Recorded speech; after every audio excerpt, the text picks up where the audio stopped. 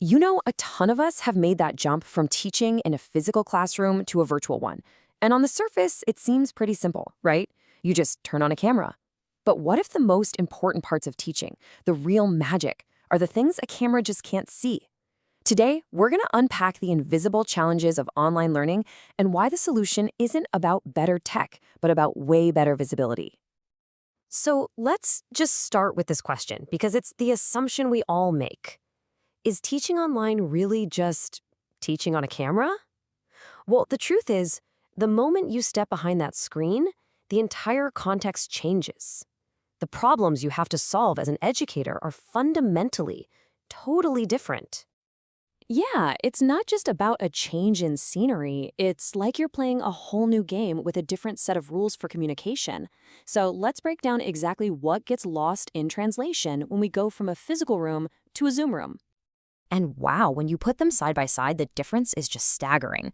A live classroom is just rich with data, right? You've got that immediacy, a shared rhythm. You can see the confusion on a student's face. Heck, even when someone makes a mistake out loud, it becomes this amazing collective learning moment for everyone.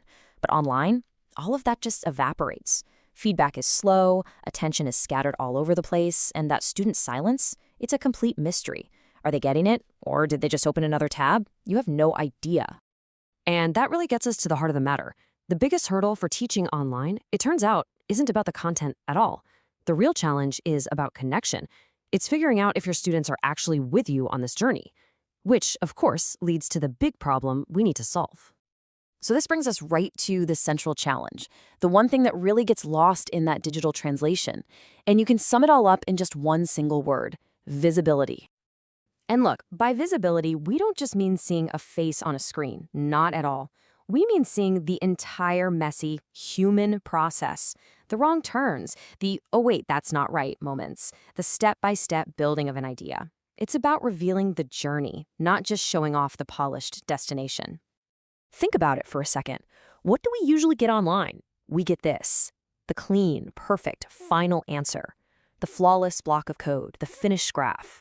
And sure, it looks super efficient, but this shield of perfection hides the single most important part of learning anything. Because what learners actually need to see is everything that was happening behind that shield. They need to see how the code was built, line by painful line.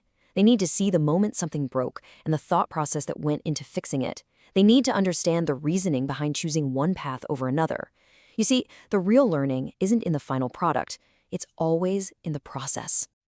Okay, so if a lack of visibility is the problem, how in the world do we fix it? Well, the answer is actually in being intentional. We can choose or even build tools that are specifically designed to bring that hidden thinking process right back into the light. And this quote just brilliantly illustrates the key insight here. The tools we use, they're never neutral. They actively shape the learning experience. A tool can either speed everything up and hide the process, or it can be designed to do the opposite, to slow things down and make that thinking explicit again. Check this out. Here's a perfect real-world example. The author of our source material saw this exact need.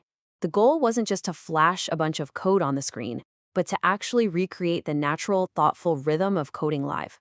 So what was the solution? They built a specific tool, a package called TypeR for the R programming language, designed to do just that. And here's the really interesting counterintuitive twist. The point of a tool like this isn't to be faster or more efficient. It's the exact opposite. The goal is what's called pedagogical pacing, which is basically just a fancy way of saying we're intentionally using technology to slow down, to match the speed of our demonstration to the speed of human thought and learning. So where does this all leave us? Well, it points to a really powerful final idea. We can't treat how we learn, how we teach, and the tools we use like they're separate items on some checklist. They're not. They are all part of a single, powerful loop. It all has to start right here, with a real fundamental understanding of how people actually learn. We know that true learning happens through practice, through trial and error, and by seeing the messy process unfold. So then, that deep understanding of how we learn has to directly inform how we teach. If learning requires seeing the process, then our teaching methods absolutely must be designed to make that process as visible as possible. And only then, once our teaching goal is crystal clear, can we figure out what tools we actually need. See? Instead of just chasing the newest, shiniest app, we choose or build tools that serve our teaching, which in turn serves how people really learn. And that's it. That completes the loop. So we'll leave you with this question to chew on. This whole idea of visibility, it goes way beyond just coding or classrooms. In your work, on your team, or even in your own personal learning, what's a critical process that currently feels like a polished, final output? And what could you do to make that messy, valuable, human journey a lot more visible to everyone?